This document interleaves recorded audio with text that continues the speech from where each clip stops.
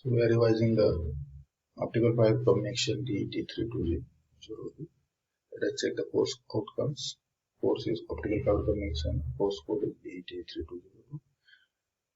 Outcomes are the students will be able to understand the different combination media, various blocks, and application of the optical fiber combination system. The students will be able to understand the optics rules and measure the optical fiber cable parameters. The students will be able to identify suitable optical source for given application. Students will be able to identify suitable optical detector for the given application. Students will be able to identify suitable connector and measure the losses in the optical fiber cable.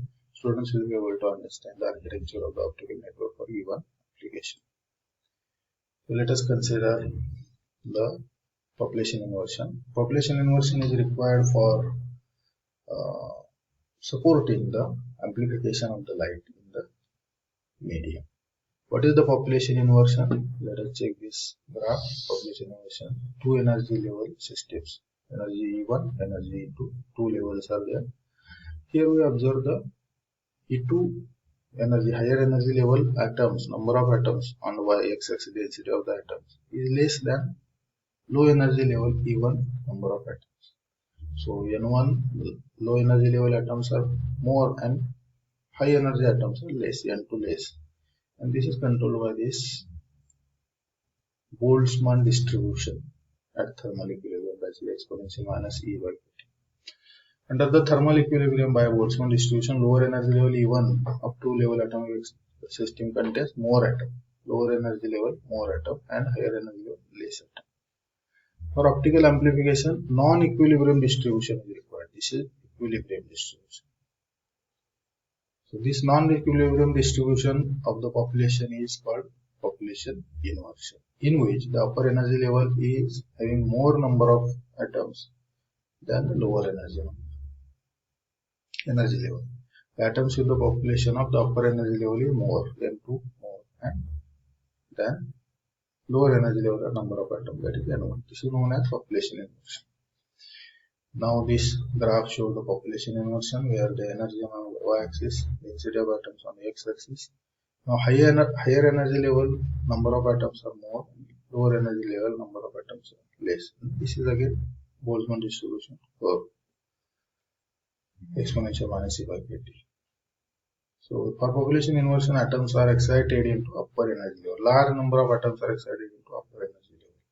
And for this generates the non-equilibrium distribution. This obtains the non-equilibrium distribution. The population inversion is then using the external energy source. For this, the process is called as pumping is used. The process of population inversion is called as pumping.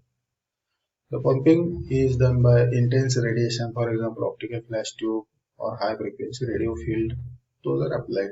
Or in semiconductor, the population inversion is achieved with the applied bias. So this must be achieved.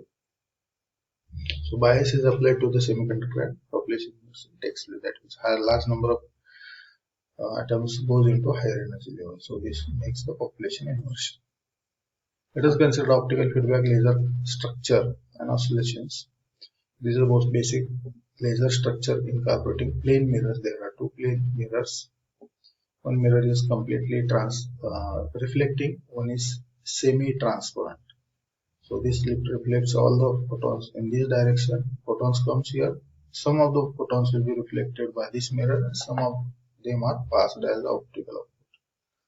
So this reflected photon oscillates many times into this amplifying medium. So these two mirrors will have distance capital L. So as these photons are oscillating, this becomes oscillator, and this oscillating photon will establish a standing wave.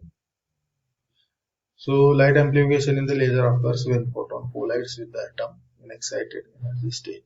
As we know, there are a large number of population inverted atoms at higher energy level, and when the external photon collides or interacts with the high energy level atom, then this atom transits from higher energy level to lower energy level, releasing the photon, and these one photon and second released photon will again collide on the next two atoms and release two more photons, and this continues This process continues to create the avalanche of multiplication. So this is nothing but the amplification. The electromagnetic wave is created by the photons are in phase. So that's why it creates the amplified coherent emission. In phase means coherent. The laser action for the laser action, photons must be within the laser medium. So photon must be this medium for the laser action. The photon must maintain the condition of coherence. For this, the plane or curved mirrors are placed in front of each other.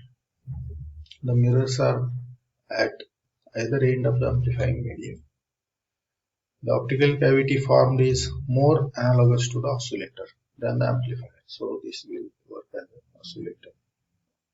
It provides the positive feedback of the photon by reflecting at the mirrors either end of the cavity. The optical signal is fed back many times while receiving the amplification as it passes through medium. So this photon travels to and fro many times. The structure is acting as a Fabry-Perot resonator, or it is a Fabry-Perot resonator. Amplification of the signal is small with the single pass through the medium. Once the photon passes through the medium, small amplification takes place. Multiple passes of the photon offers net gain large net gain. The one mirror is partially transmitting. The light radiation escapes from that cavity through partially transmitting mirror. The stable output is obtained at saturation when the optical gain is exactly matches the losses incurred in the amplifying medium. So there are losses like the photon absorption and scattering and all that. These losses are overcome and then the photons are emitted. So when this matches, then the stable optical output is obtained. The major losses are from absorption and scattering in the amplifying medium. Also losses are from absorption, scattering and diffraction at the mirrors. Amplifying medium absorption, scattering is there, and mirror absorption, scattering and diffraction are there. And also the non-useful transmission through mirror. Some of the photons are non-usefully transmitted through the mirror. Then this shows relative amplification and frequency. This structure, Fabry-Perot structure, is having its own gain curve. It supports the gain at these frequencies, and other frequencies are not supported the gain, so they are suppressed. So oscillations occur in the laser cavity over a small range of frequency only.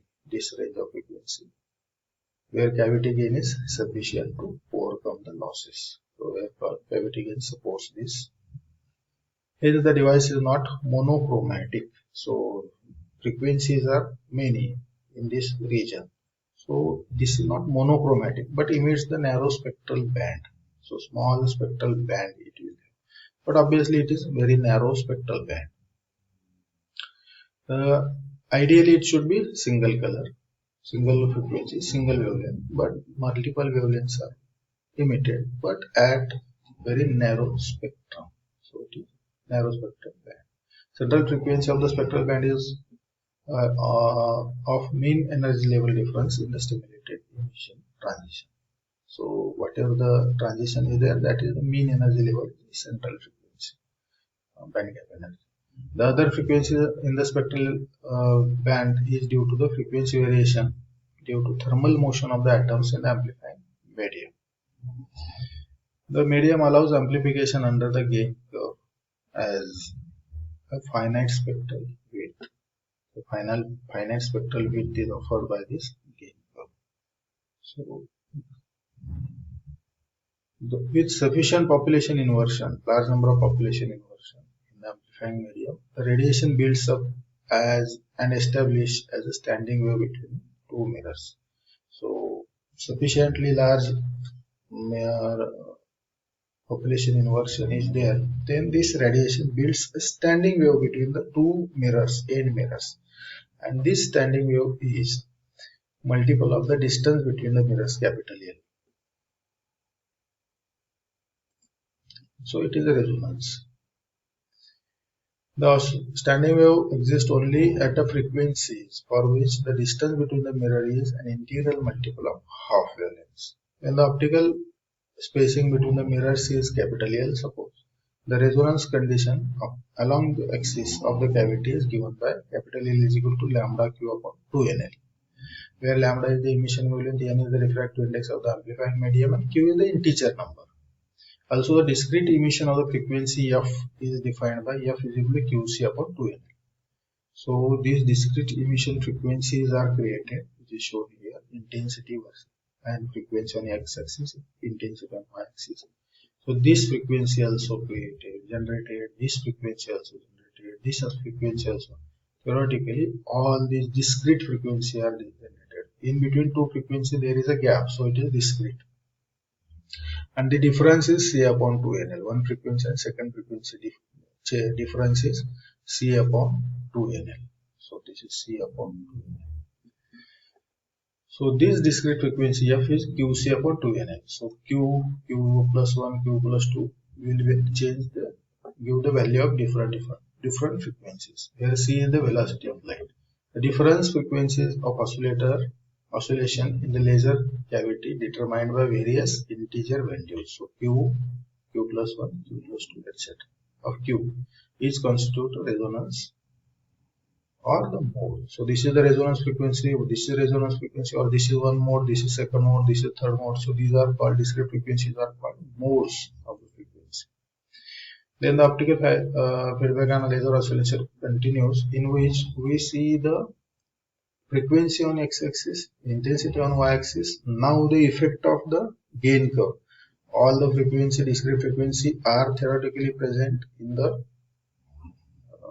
Fabry Perot cavity, but the cavity gain curve will support only this frequency with this amplitude, this frequency with this amplitude, this central frequency with highest amplitude, and so on. So very small spectral width is supported. So modes are separated by frequency interval delta f. Delta f is C upon 2nl. We have seen modes are separated by C upon 2nl. Mode separation in terms of free space wavelength, assuming now this is in terms of C upon 2nl. If you consider the mode separation delta f in terms of the wavelength, then assume delta f very less than f, and f c by lambda we know is, then delta lambda we can write lambda into delta f upon f. So if you substitute this lambda square delta f upon c, if you substitute f here, c by lambda, then lambda square delta f upon c, as delta f is equal to c upon 2nl. We know delta f is c upon 2nl.